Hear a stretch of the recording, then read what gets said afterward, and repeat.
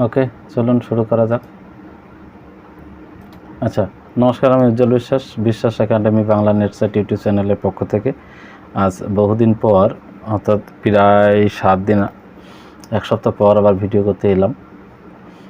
এখন একটু পড়ার খুব চাপ, ওই জন্য ভিডিও ঠিক তো করা হয় না। আর মাঝে মধ্যে পড়ানোর একটু চাপ থাকে, অনেক ব্যাপার, মানে অনেক কাজ এসে জুটেছে আর কি। ওই জন্যে যেহেতু পরীক্ষা চলে আসছে, ওই জন্য একটু ভিডিও কম বানানো হয়। তবুও এই উপন্যাসটা ধরেছি, তিনটে পার্টে ভিডিওটা হয়েছে, এখনও 2-1টা পার্ট হবে আর কি। তা যেহেতু উপন্যাসটা অনেকটা বড়, তার জন্যে 1 মিনিট, তার জন্যে একটুখানি সময় তো লাগবেই। আর যাই হোক, আগেকার মতো যদি সপ্তাহে 2-3টে করে ভিডিও বানাতে পারতাম, তাহলে আরও অনেক কিছু পড়াতে পারতাম। তা যাই হোক,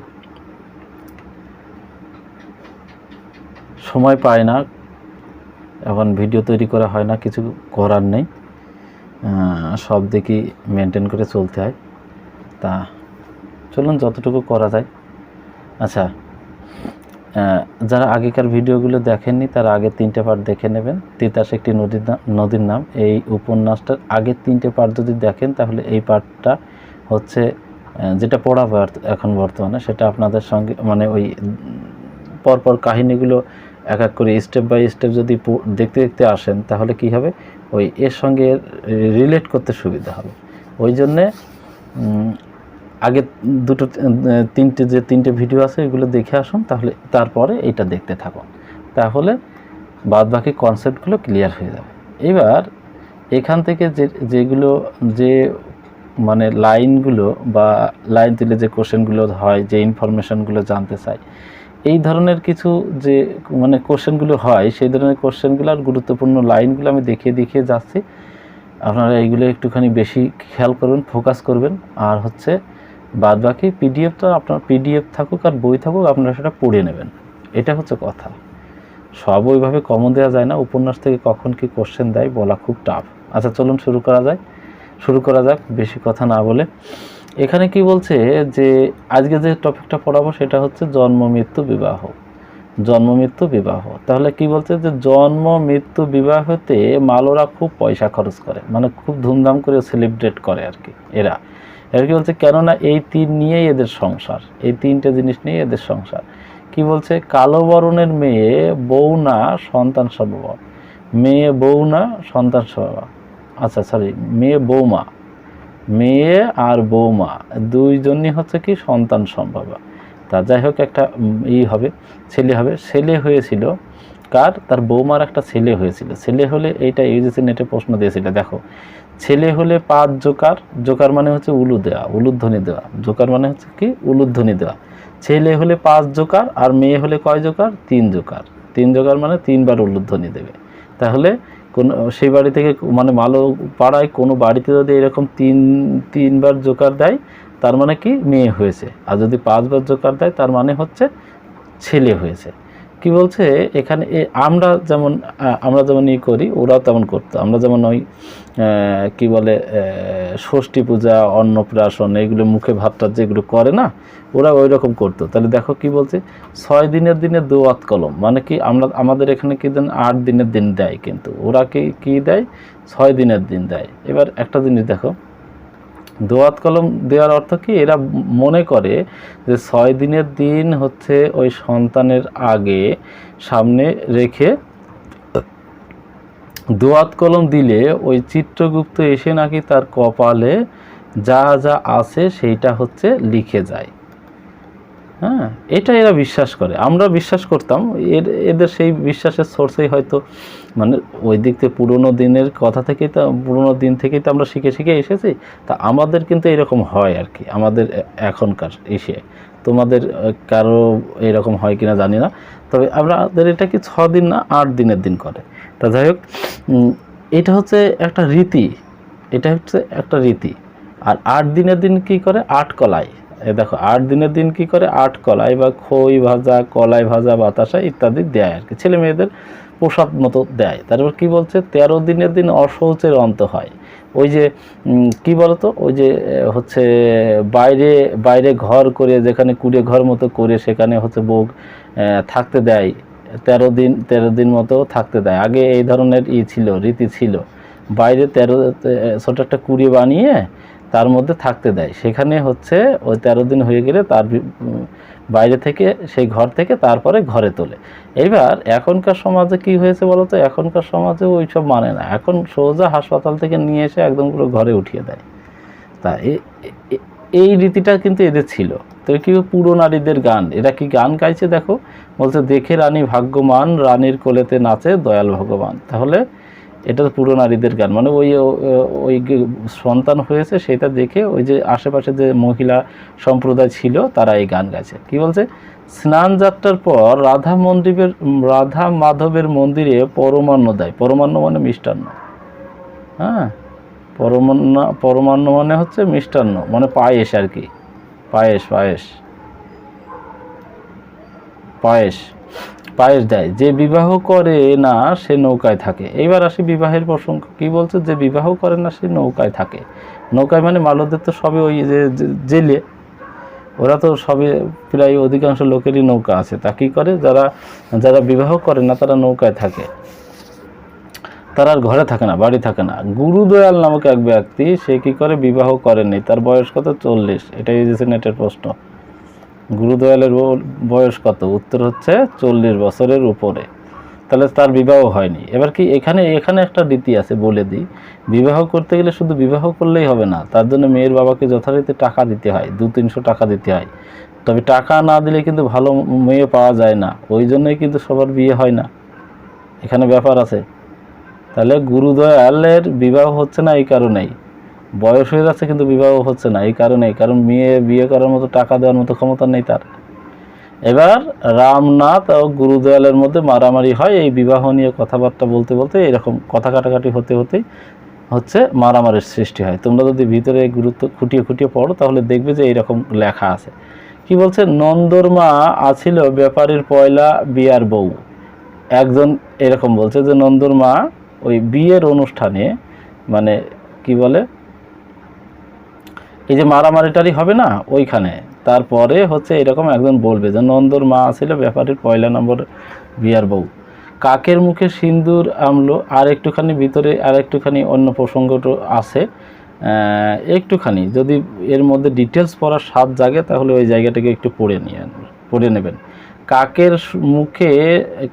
কাকের মুখে সিন্দুরায় আমলো অন্য একজন, মানে কাকের মুখে সিন্দুরে আম, ওই যে কি বলে, মানে যে মানে এগুলো হচ্ছে প্রবাদ। কেন এটা ব্যবহার করা হয়েছে, মানে যে যেটা যোগ্য না কিন্তু সে সেটা পেয়ে গিয়েছে, এই জন্যই বলছে।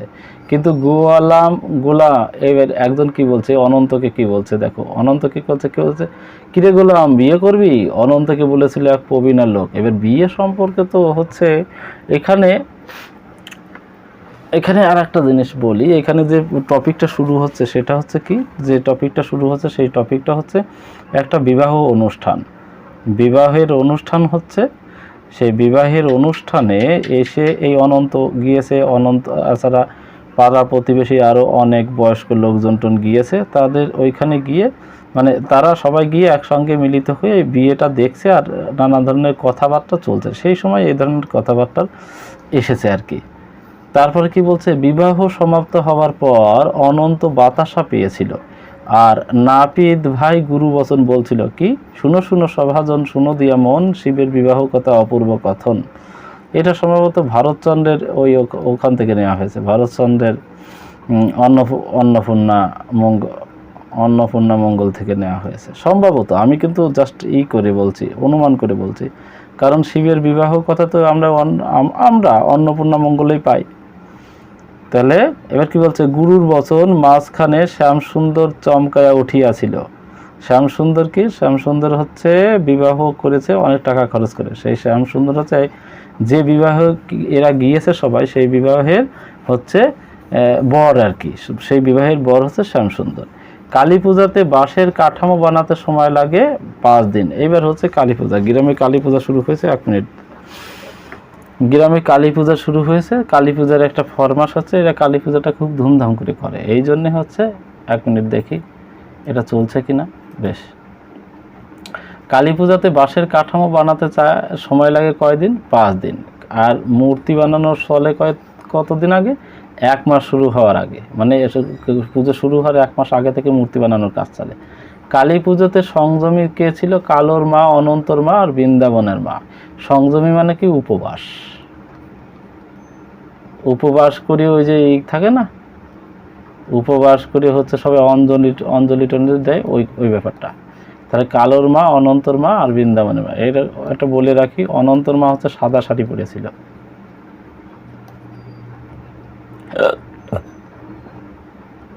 সাদা শাড়ি পরেছিল পুজোর দিন। এই যে অনন্তর মা ধবধবে কাপড় পরেছিল, মানে সাদা শাড়ি। এটা ইউজিসি নেটের প্রশ্ন, ওই জন্যই মনে ছিল আমার।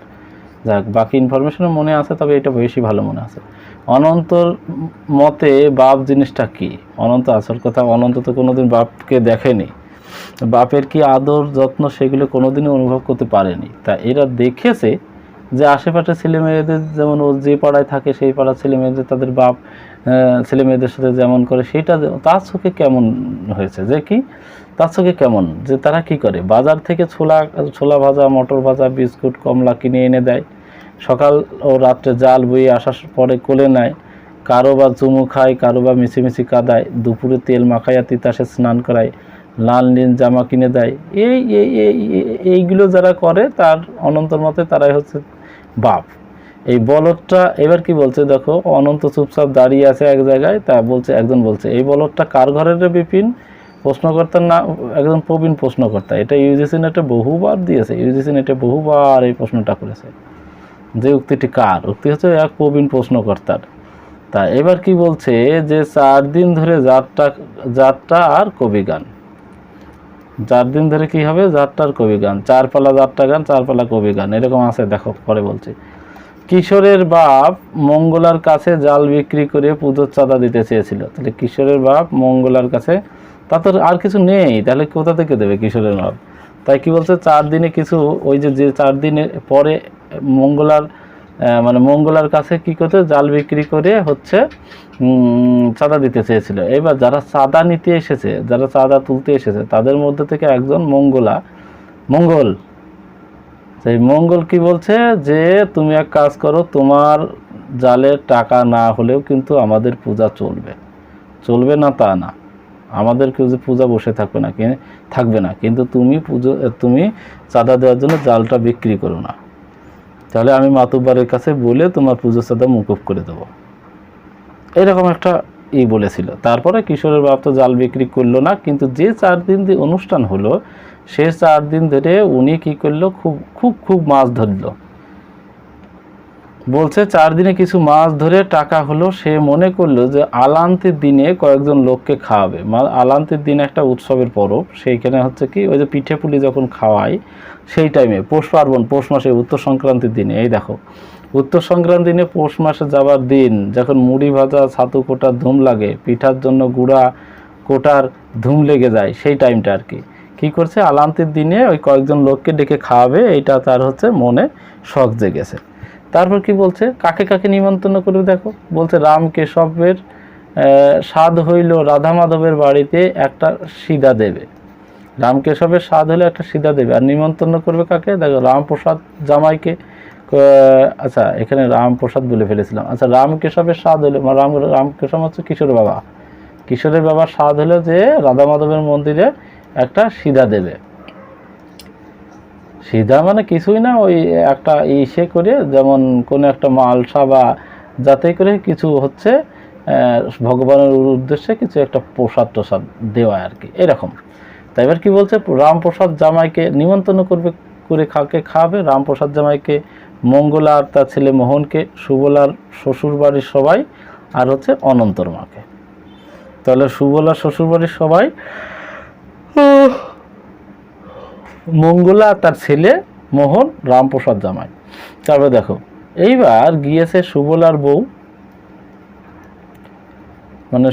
বউ আর গিয়েছে, সুবলের বউ বাসন্তী আর অনন্তর মা, আরও আছে, লোকজন আছে। তো তারা গিয়ে কি করছে, ওই কিশোরদের বাড়ি হচ্ছে করেছে এখানে আচ্ছা দেখো, মঙ্গলা তার ছেলে, আচ্ছা এখানে আর একজনকে মহিলা জন আছে, মঙ্গলা বলতে এর বাড়ির কোনো বউটো একজন কেউ আছে, বাসন্তী ছিল, অনন্তর মা ছিল, আর একজন কে ছিল। তা এবার দেখো কি হয়েছে। আচ্ছা বলি, তারপর দেখা যাক। প্রস্তাব বলা, মেয়েটির বয়স 9 বছর, বাসন্তীর জীবনী, কি করে বিধবা হলো তারই কাহিনী। এর প্রস্তাব মানে ওই কাহিনী টাহিনী বলা, ছোট করে একটা বলা। এক একজনের কাহিনী থাকে না, জীবনের কাহিনী থাকে, মানে ওই আমরা যাকে বলে ছোটোবেলা ওই যে কি দাদুমা, দিদিমা, তারপর হচ্ছে বুড়ো বড়ো দাদু ঠাকুরদা, এরা কি বলতো, ছোট ছোট কাহিনী বলতো, খুব সুন্দর লাগতো শুনতে। ওই রকম দিদিমারাও মানে এখানে কি হয়েছে না, বলছে তাহলে ছোট করে একটা কাহিনী শোনাও, তাই বলতে প্রস্তাব বলো। তা কি করবে, কোনো কাহিনী মনে আসছে না, তা কি বলছে, বাসন্তী তার নিজের জীবনীটা বলছে। হ্যাঁ, যে তখন মেয়েটির বয়স ছিল 9 বছর, সে কিছু বুঝতো না। তারপরে কিশোরের সঙ্গে তার বিবাহ হওয়ার কথা, একজনের সঙ্গে বিবাহ হওয়ার কথা ছিল। সে বিয়ে করে বাড়ি আসতে না আসতে, মানে সে বিয়ে তো করে আসতে পারলো না, সে পাগল হয়ে গেল। তার বউ নিয়ে গিয়েছিল ডাকাতে, তারপর সে বাড়ি এসে পাগল হয়ে গেল বউয়ের শোকে। আর এদিকে তার বন্ধু সুবলের সঙ্গে, মানে তার বন্ধুর সঙ্গে বিয়ে হলো। বিয়ে হওয়ার পরে কি করে এইবার সে বিধবা হলো, ওই যে জালের খেপ দিতে গিয়ে নৌকা বাঁচানোর জন্য আগে লাফ দিয়েছিল তীরে, আগের লাফ দিয়েছিল তীরে। এবার কিন্তু কথা মতো আরও সবাই লাফ দেওয়ার কথা ছিল, কিন্তু তারা কেউ যায়নি। একা সুবলের মাথার উপর দিয়ে নৌকা চলে গিয়ে হচ্ছে মাথার মধ্যে নৌকা চলে গেলে যা হয়, সেই অবস্থায় মারা গেল। তাই তারপরে বাসন্তী হলো বিধবা, হল। এই হলো কাহিনী। এ ছোট কাহিনী এরা সবাইকে শুনিয়েছে। এইবার তারপরে ওই বাসন্তী আবার অনন্তর মার কাছে শুনতে যাবে। সেও ওকে তো তেমন কিছু বলবে না, তবে আকার ইঙ্গিতে যা বলবে তাতে বুঝে নেবে। পরে বাসন্তী বুঝতে পারবে যে কিশোরী হচ্ছে ওর সেই বর, মানে কিশোরী ওকে হচ্ছে বিয়ে করেছিল। দেখো তাহলে বাসন্তীর বাপ হচ্ছে কে, দীননাথ। বিয়ের পরে বাসন্তী আজ 5 বছর গত হয়েছে। জিওলের খেপ দিতে গিয়ে সুবল মারা যায়। দায়ের ঘাড়ি দিয়ে অনন্তর মাকে মেরেছিল পাগল। তাহলে ওদের বাড়ি হচ্ছে করতে গিয়ে ওই পিঠার চালটালি করতে গিয়ে পরে অনন্তর মা ওকে গিয়ে খাওয়াতে যায়। তা সেই সময় হচ্ছে ওই পাগল মারে ওকে। তারপরে দেখো এর পিছনে আরও অনেক কাহিনী আছে, মজা লাগে, ছোট ছোট কাহিনী আছে। গোপিনী আমারে আবির দিয়ে পাগল, মানে ওই আবির খেলার দিন এসেছে। তারপরে দেখো আবির খেলার দিনে কি হয়েছে, বাসন্তী আর অনন্তর মা যুক্তি করে গিয়েছে যে না, আমরা রাধা মাধব মন্দিরে যে যাব রং দিতে। তা এর ফাঁকে কি বলছে, অনন্তর মা বলছে চলো না দিদি, তাহলে আমি পাগলকে একটু রং দিয়ে আসি।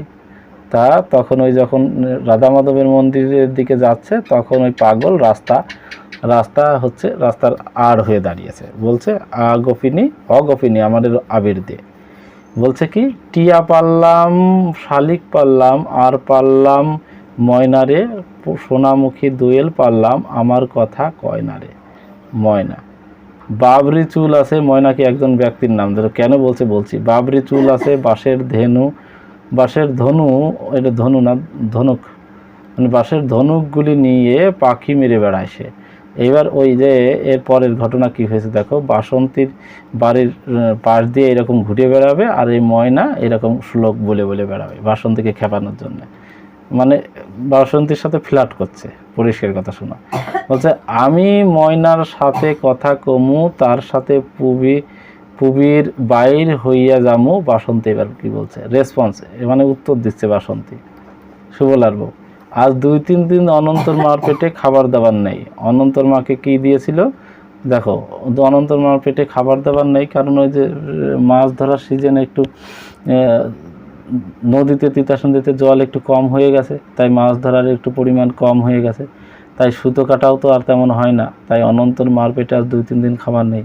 এদিকে বাসন্তী ওর মার সঙ্গে মারামারি টরি করে, মানে ওই বলবে যে তোমরা যদি আমার না দাও, ওর যদি আমার এক বান্ধবী আছে, সে হলো অনন্তর মা, তার পেটে না আছে খাবার, না আছে পরনের কাপড়। এইবার তারও যদি আমি একটু সেবা না করতে পারি, তাহলে আমি কি করব, আমি পুরুষ মানুষ ধরবো, তোমরা কিছু বলতে পারবে না। তা সেই দেখলো বাসন্তীর মা দেখলো যে না, ব্যাপারটা খারাপ হয়ে যাচ্ছে, তা বলে যা তাহলে তুই তোর যা ভালো লাগে তুই তাই নিয়ে গিয়ে দিয়ে আয়। তা কী বলেছে, কী নিয়েছিল, 2 টুরি চাউল, ঝাগুর মাছ একটা, ঝাগুর মাছ কী মাছ আমার জানা নেই, ঝাগুর মাছ একটা, আর একটা হচ্ছে কাপড়। এই নিয়ে ওর একটা ছেঁড়া, দুটো কাপড় ছিল বাসন্তীর ছেঁড়া, হ্যাঁ, দুটো মানে ছেঁড়া বলতে ভালো কাপড়ই, অত ছেঁড়া না, একটু পুরনো হয়ে গেছে এই আর কি। তো দুটো কাপড়ের মধ্যে কি হয়েছিল, একটা কাপড় ওকে নিয়ে গিয়ে দিয়েছিল অনন্তর মাকে। এবার কি হচ্ছে, 3 বছর আগে 2 বিদেশি নারী পুরুষ এসেছিল রামকেশবের বাড়ি তারা মেয়ের খোঁজ করতে। এই দেখো এখানে বুঝে যাচ্ছে যে অনন্তর মা ঠিকই ধরেছে, এই কিশোর যে পাগল হয়ে আছে সেই কিন্তু তার সেই স্বামী। বাসন্তী এই কথা বলছে যে 3 বছর আগে বিদেশি 2 নারী পুরুষ এসেছিল তারা রামকেশবের বাড়ি তার মেয়ের খোঁজ করার জন্য, কিন্তু পাগলে কি বলল যে নয়াগাঙের মুখে তারা ডাকাতে লইয়া গেছে, তারপরে তারা দুইজন চোখ মুছতে মুছতে বাড়ি চলে গেল, আর কোনোদিন খোঁজ নেয়নি। তাহলে এক্ষেত্রে অনন্তর মা কিন্তু শিওর হয়ে গেল যে সেই, ও আগেই বুঝতে পেরেছিল, কিন্তু আগেই জানতো, তবু তার জন্যই তো এই গ্রামে এসে উঠেছিল, কিন্তু কাউকে কিছু বলেনি। এর কারণ হচ্ছে কিছু যদি বলে তাহলে এবার কিশোরের বাড়ির লোকে কি মেনে নেবে, তখন বলবে যে না, ডাকাতে তোমাকে ধরেছিল, ডাকাতেরা তোমাকে নষ্ট করেছে কি করে, আর তার সন্তানই হচ্ছে এই অনন্ত, তখন তার সে কথা স্বীকার যাবে না কেউ, আর সত্যি কথা বললেও বিশ্বাস করবে না। তাই অনন্তর মা কিন্তু মুখ খোলেনি।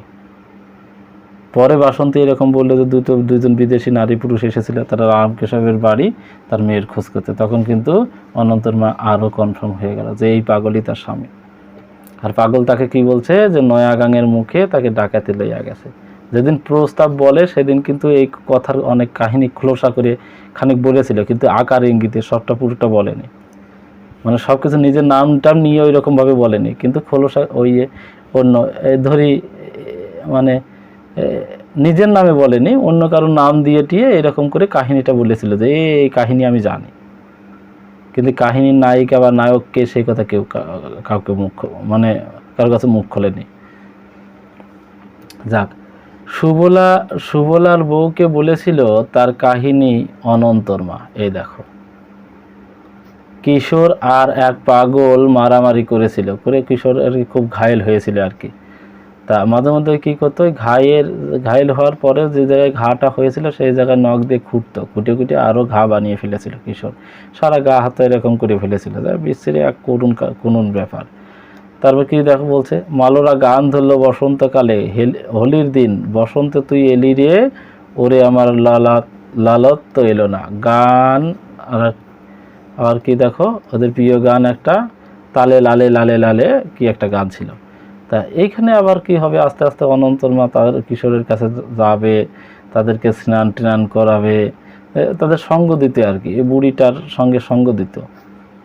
এবার খুব করুণ কাহিনী। সিনেমাটা শুরু হচ্ছে দেখবে ঠিক এইরকম মুহূর্তে, ওরা গিয়ে ঘাটে গিয়ে এরকম একটা মানে নদীর ঘাটে গিয়ে এরকম একটা জায়গায়, 1 মিনিট দাঁড়াও, ঘটনাটা শুরু হচ্ছে কেমন জায়গায়, যে নদীর ঘাটে গিয়ে ওরা হচ্ছে ওই 2জন বুড়ো বুড়ি তার ছেলেকে স্নান করাচ্ছে, আর তখন সেই মুহূর্তে ঘাটে একটা নৌকা এসে হাজির হয়েছে, অনন্তরমার নৌকা। এরকম করে কাহিনীটা শুরু হচ্ছে। তোমরা যদি সিনেমাটা দেখো তাহলে দেখতে পারো। রামকান্ত গঙ্গাচরণ দেখছিল ঘটনাটি দেখছিল কি, ওই